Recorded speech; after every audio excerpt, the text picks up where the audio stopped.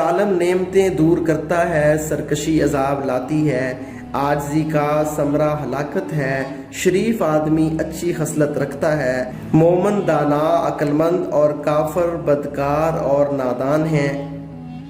حق نہایت زبردست مددگار اور جھوٹ بہت ہی کمزور معاون ہے، توفیق ازدلی عقل کی ممد اور معاون ہے، خدائی توفیق کا نہ ہونا جہالت کا مددگار ہے، عقل آفتوں کے بچاؤ کے لیے ایک حجاب ہے، پرہیزگاری گناہوں کے بچنے کی ایک ڈال اور تقوی تمام نیکیوں کا سر ہے، شک ایمان کو برباد کرتا اور حرص یقین کو بگاڑتی ہے، شک جہالت کا ثمرہ ہے،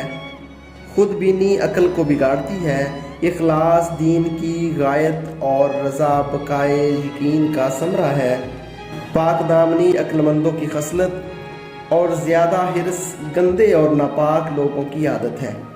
علم نہایت اعلیٰ درجے کی کامیابی اور طاعت ہمیشہ باقی رہنے والی عزت ہے،